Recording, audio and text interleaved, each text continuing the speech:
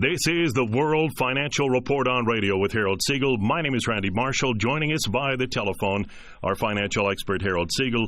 We're taping the show on May the 6th, 2011, at approximately 8:51 in the morning Mountain Time, 10:51 Eastern Time. Our show runs on AM 640 in Toronto, 630 CHED in Edmonton. If you ever miss a radio show, go to Harold's website, HESradio.com, HESradio.com. The shows are archived there. What a week it was. The United States killing Osama bin Laden. In Canada, we have a new conservative majority government. Also, we should say Happy Mother's Day to all the moms this weekend. And during the week, we saw a major pullback in metals and commodities. And Harold, I know that you're going to give us your analysis of exactly what happened during the week. You bet. And what a week it was, Randy. Very, very stressful week for an awful lot of people, obviously. And I've certainly come to the conclusion that it's only fun when the market is going up. So, first of all, I've seen this happen before. We've been through, in the last 10 years, we've been through 8 corrections already. So, again, this is not something that's so unusual, for this type of market. But, again, it certainly needs explanation, and we certainly need to know what's going on in order to go forward and see if this is still a viable investment for us. So basically, here it is. I've seen this before many, many times. The most recent was in 2008, when the price of silver very mysteriously dropped from $20 down to $8 or $9 within a period of 2 weeks. Obviously, that was during the financial crisis of 2008. That's also when oil prices mysteriously dropped from $150 all the way down to $30. So the thing is, let's talk about silver for a second. Silver hit the high that we thought it would hit right around $50. And basically at that point, again, silver was extremely bullish. It had gone from $30 at the beginning of the year all the way up to $50 where there was major resistance. However, the news is so bullish for gold and silver and commodities in general that obviously there was a very good opportunity that if it broke 50, there were buy orders above that $50 level, and silver could have made a quick short-term move to 55 to 60. Then all of a sudden, last Sunday, at 10 o'clock at night Eastern Time, when most people were either getting ready to go to bed or watching television with the family or whatever they were doing, the news came out about the United States killing Osama bin Laden. At that particular point, just realize when this news comes out, it didn't come out on Monday morning. It didn't come out at any other time. It came out at 10 o'clock on a Sunday evening when all the markets in the United States were closed, when they were just opening up the very lightly traded Asian markets, and then on top of that, the next day, which was May the 1st, is a holiday in Europe, and there was no trading going on. So it's just unbelievably coincidental that this news tends to come out when there's no traders around. And what they tend to do, and again, this is such a horrible thing in my opinion, but they tend to start these markets falling in Asia when there's very little volume. And then what happens is that when the New York markets open and the markets are down, certain stops get hit, and then all of a sudden the market starts to fall. Now, what they're saying in Chicago and in New York was the reason that this happened is that the exchanges, which is the COMEX exchange in New York primarily, where gold and silver is traded, they said that because the trading was getting to such a frenzied level that they started to raise the margin requirements in order to slow down trading. Now, let me explain that to you because, again, this gets a little technical, and I want you to understand exactly what I'm saying. In the futures markets, where silver is basically traded and speculators trade, in order to buy a futures contract for silver is 5,000 ounces. And with silver at $50, if you multiply $50 times 5,000 ounces, the size of that contract or the worth of that contract is $250,000. And you only had to put up $10,000 in order to control $250,000 worth of silver. That's a 25 to 1 leverage factor. So basically, people trade the futures market for short-term profits. It's very heavily leveraged, and if you guess correctly, you're going to make an awful lot of money. But if you lose, if you guess incorrectly, you're going to lose even more money than what you put into the marketplace.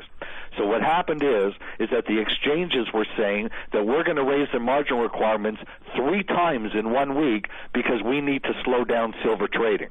They didn't do it to gold. They didn't do it to oil. They didn't do it to corn, wheat, and soybeans. They did it to the silver market. Why in the world would you choose the silver market when there's so many more important markets that are hurting people's lives, like the doubling of wheat, corn, and soybeans? But you don't see them raising margin requirements on those markets or even on oil. In fact, up until Thursday, oil was still at $113 and going higher. Gold was still above $1,500, hardly came down at all. It was only the silver market that crashed. The reason that I believe this happened was not to get the speculators out of the market, because in all honesty, there are very few speculators in the silver market. It's more the hedge funds and the large institutional investors that trade the futures market. The small investor is not in that market.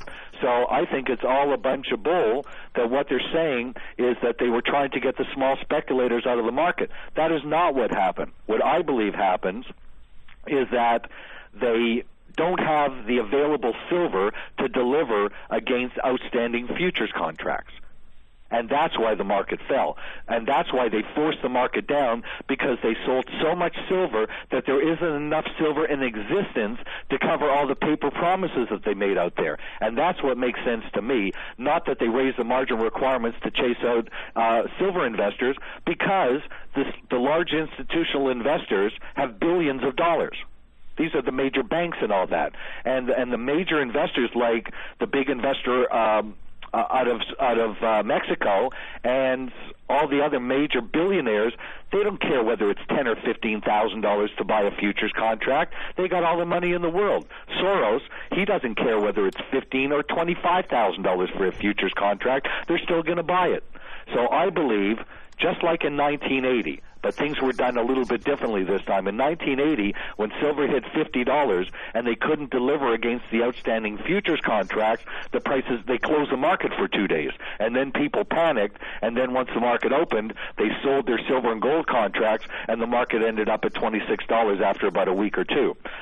What they did this time, and I believe that this is true, is that they came up with that story about raising margin requirements, which they did, but again, that did not have that effect on the market. It was primarily because they started that rumor, and it caused the markets to sell off and stop losses got hit. If you look at the market this week, first of all, when the information came out on Bin Laden on Sunday night, the dollar did not go up. The dollar dropped. The U.S. dollar I'm talking about. The U.S. dollar dropped during the Japanese disaster with the tsunami and the earthquake. So the fact is that the U.S. dollar just keeps on dropping and dropping. So as long as the U.S. dollar continues to fall, gold and silver are still a fantastic investment. And I don't want to, again, we're taping the show early in the morning. It's, it's 11 o'clock here on the East Coast. Gold's up $23 and silver's up $1.32. The dollar is just going negative again. So basically, here's the good news. The good news is this, is that the fundamentals of the market have not changed an iota. Whatever happened this week has happened 8 times before. This is the 9th time that this has happened. I wish, obviously, that we would have seen what was coming. But again, it's impossible when they've got their own agenda. They don't come out and say what they're going to do. They tell you what they've done after the fact, after they got their desired results. But the fact is that we shouldn't be trading this market anyways. We're not speculators. We're buy and hold. I've always said that we buy the physical metal because we don't want to trade this market. We want to be in for the long term. And if you're not trading the market, you're basically in it with the physical metal. And again, it went from 4 to 50. I don't care that, it pulls back from time to time because every market does that. But the bottom line is that the market is still extremely bullish. Let's look at what the changes are in the market over this week. Absolutely nothing. The fact is that there's still high inflation. Food prices are skyrocketing. Aside from Thursday, oil was at $1.13. They brought all commodities down on Thursday, and now they're all going higher. Oil's up $1.50 as we're taping the show. So there's still inflation, which is the main reason why we recommended gold and silver in the first place. The weak U.S. dollar, we know that the Federal Reserve is not going to change their policy in the United States, and they're going to keep interest rates low for another 2 years. So that means that the U.S. dollar by the end of the year will probably be at 71.50. And at 71.50, that, according to my calculations, will push gold back up to about 18.50 and push silver back up close to that $50 level. So the whole thing is, as this market came down this week, and basically, we figured if it broke $38, it had a chance to go to 35 to 32. And basically, the market is going to go quiet over the summer like it always does. So basically, as the old expression goes, go away in May and come back in the fall, the market will trade in a range. It will lick its wounds. It will build a base, and the market will come back again by the end of this year. In fact, I'm predicting by the end of this year, by December, we'll have silver prices back up to $45 to $50, and gold prices will probably be in the range of about $18.50. So again, nothing has changed. We still have high oil prices. We still have inflation. We still have a weak U.S. dollar. We still have a $14.3 trillion debt. We still have foreclosures in the United States. We still have unemployment. Nothing in the world has changed except these idiots that have control over these markets come to these conclusions, and they don't care who they hurt. I've had probably 35 phone calls on Thursday alone from listeners to the radio show, and I take every single one of them. I don't trade gold and silver. I don't own gold and silver companies, and I don't make a penny whether my listeners or clients own or buy precious metals. I give recommendations on these markets because I've done this radio show for over a decade.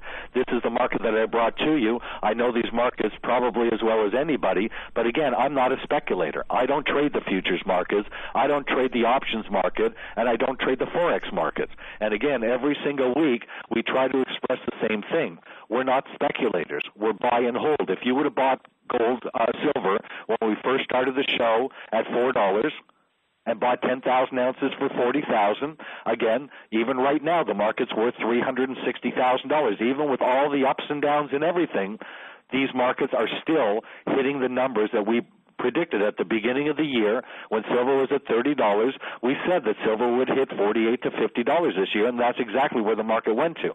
Now the market is down. The market pulled back to 34 and change, 33 and change. We figured it could have dropped to 32. However, the market's back up to 36 and change right now. We're up $1.50 on the day.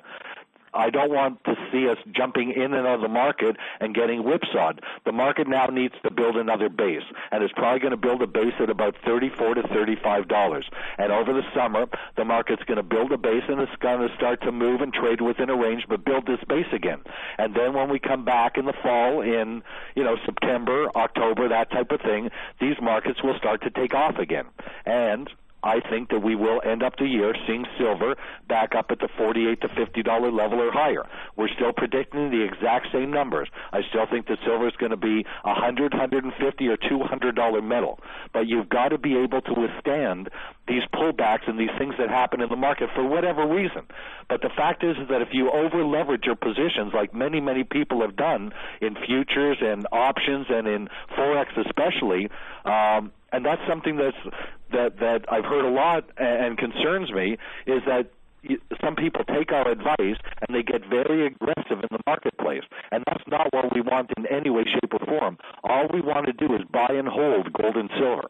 We believe that the markets are going to hit the inflationary markets. We're going to see silver and gold hit the numbers that we predicted, just like they did this year, but we don't want to speculate in the market. So again, the market pulled back to 34 and change. 33 and change. As we're taping the show right now, it's back up to 36.50. The fact is that the market has all the same fundamentals as it did last week before this whole thing happened. So again, I'm a firm believer that you need to own physical gold and silver. We say that every single week. You need to own the physical gold and silver. People that are in certificates, what they found out is that, number one, you can't take delivery of your certificates, but number two, you can't put stop losses in there either. So you're sort of, at the at the mercy of what the markets are going to do. So the bottom line is that if nothing has changed in the market, if all the fundamentals are the same, all we really saw this week was that the powers that be forced the markets down to this level, and I think it's an unbelievable buying opportunity, and I would be buying physical silver at this price. The other thing is that aside from Thursday, again, gold was still above 1,500, and the oil market was still at $1.